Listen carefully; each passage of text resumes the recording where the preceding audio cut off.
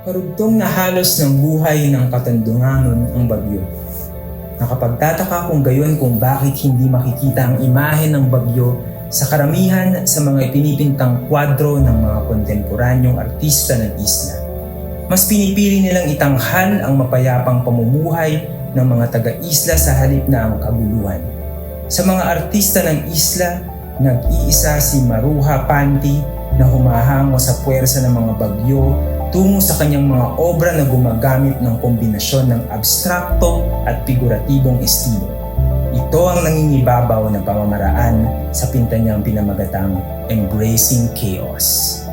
Gusto ko rin lang ipasok yung ideya na yun ng pagiging bagyuhin kasi sa akin ramdam ko yun dun sa mga pinipinta ni Maruha.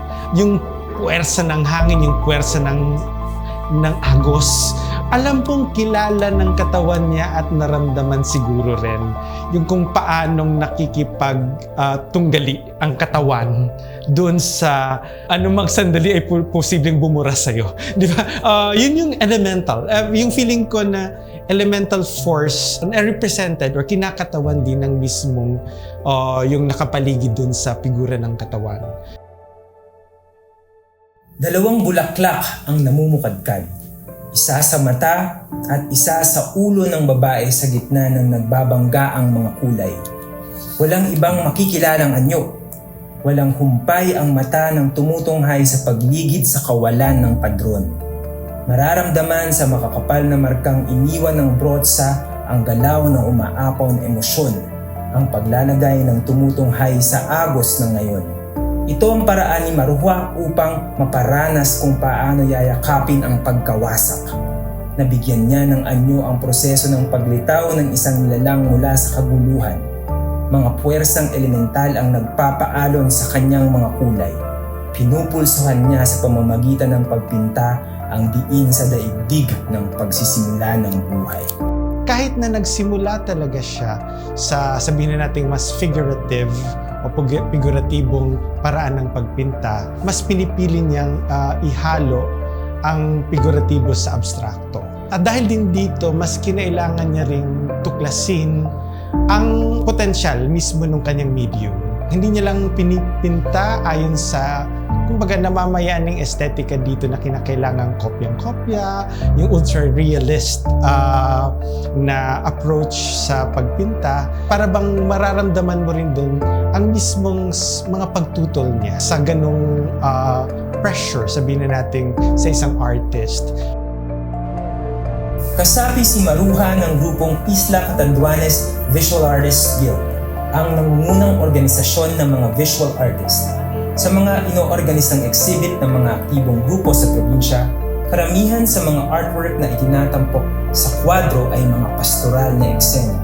Kasabay ang mga exhibit na ito ng malalaking pagdiriwang na itinataguyod ng Provincial Tourism Office, Local Government Unit at State University, tulad ng Abaca Festival tuwing Mayo at Katandungan Festival kapag Oktubre.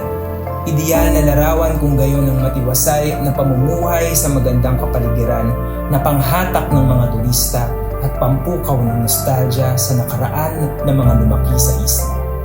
Maliban sa mga exhibit na inoorganisa ng mga artista sa mga eskwelahan o mall, walang masasabing buhay na eksena ng mga lokal na artista sa isla.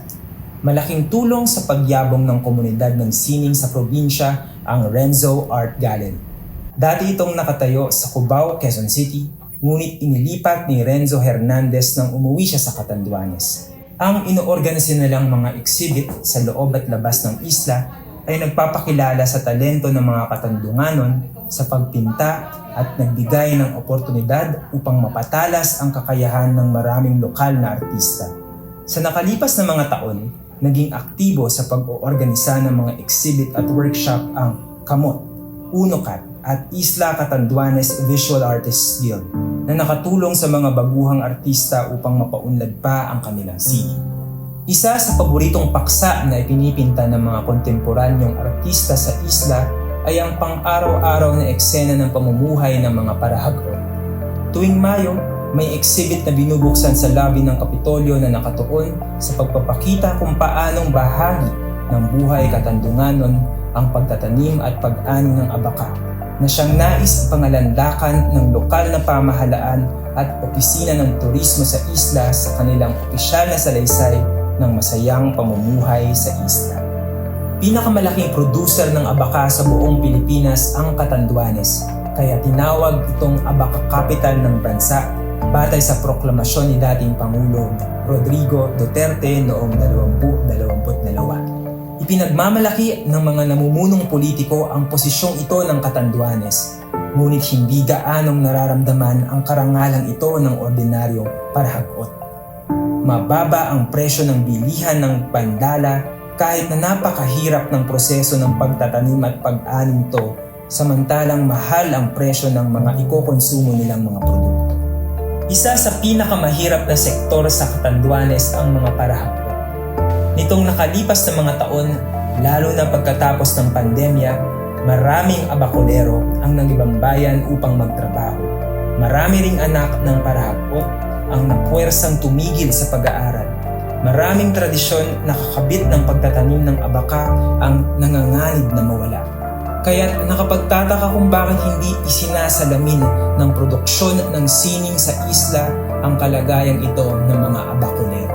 Medyo challenging para sa akin ang pagpinta sa mismong abaka paper dahil nga may pagka-uneven yung mismong surface. So, yung mismong roughness na yun, yung sa Bicol, yung pagkamasakar o magaspang yung surface, kinakailangan mo ring mag-adjust doon. Parang almost sculptural din ang approach mo sa painting, di ba sa eskultura, kailangan mong tuklasin kung ano yung figurang nakapaloob doon sa yung medium.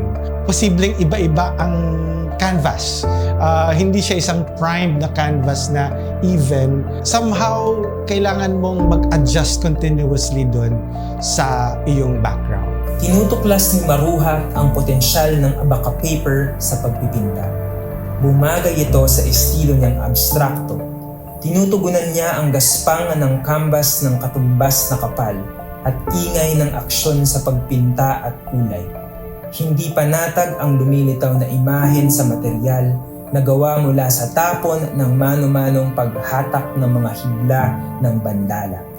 Napaparamdam niya ang ingay ng paghinga, ang hirap na pinagdaraanan at ang pagod sa paglikha ng isang bagay.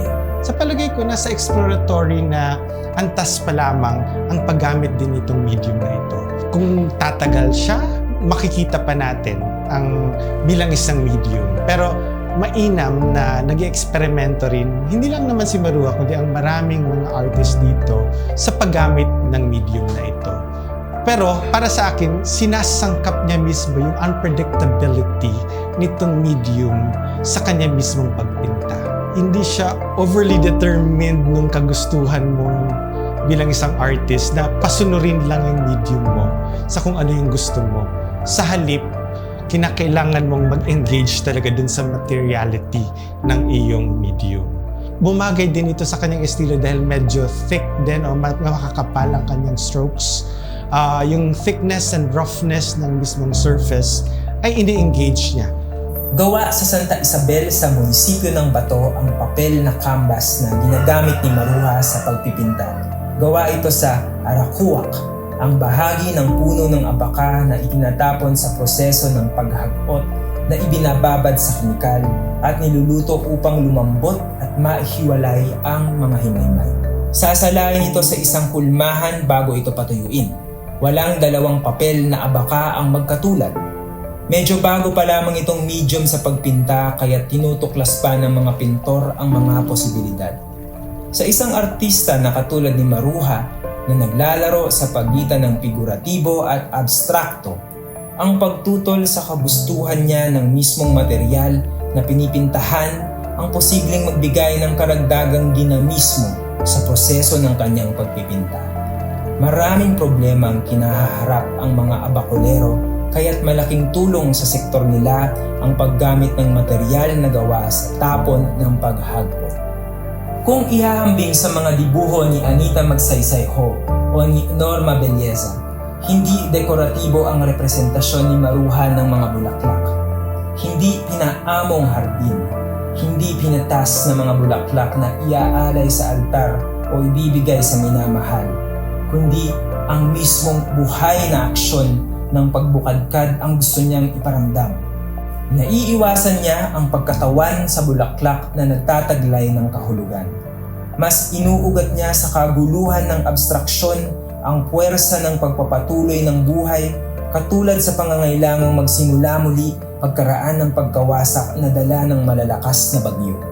Hindi pwedeng pumikit ang mga taga-isla sa aral na ipinapakita ng mga bundok na iniwan sa kawalan ng dumaang bagyo.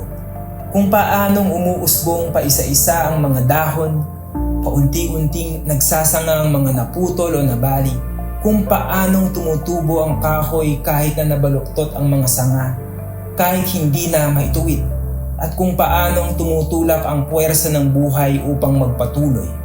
Doon nakaugat ang sining ni Maruha na kakabit din ng pagdiriwang niya ng kanyang pagkababae. Out of the chaos talaga ay lumilitaw itong figura ng isang babae. Somehow, para sa akin, selebrasyon din ito ng pagkababae. Malay na malay si Maruha sa parang pagyakap din sa ganong klaseng parang identidad.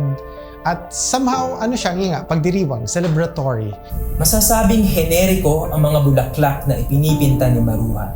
Kung ihahambing sa mga bulaklak ni Geraldine Javier na naipararamdam ang pangangailangang madokumento ang mga halaman na malapit na maglaho bunsod ng krisis pangklima, inilalayo ni Maruha sa katiyakan ang kanyang mga dibuho upang mabigyang diin ang pagkakaisa ng kolektibo at upang maipagpatuloy ang pag-apaw ng buhay kahit na maraming humahadlang. Mas malapit ang konsepto ni Maruha ng pamumulaklak sa kanyang pagpinta sa mga bulaklak ng Bicolanong pintor na si Bernadette de los Santos o Bidi-Bidi, na ikinakabit sa selebrasyon ng pagkababae ang pamumukadkad. Isa pang Bicolanong pintor na malapit ang konsepto kay Maruha ay si Chanel Escuro, na itinatabi naman ang mga relihiyosong imahen sa mga halaman, mga bulaklak at dahon, upang maipagtambis ang nakakulong ng pagpapakahulugan sa katawan na hinubog ng relihiyon kumpara sa ilahas na buhay sa kapaligiran.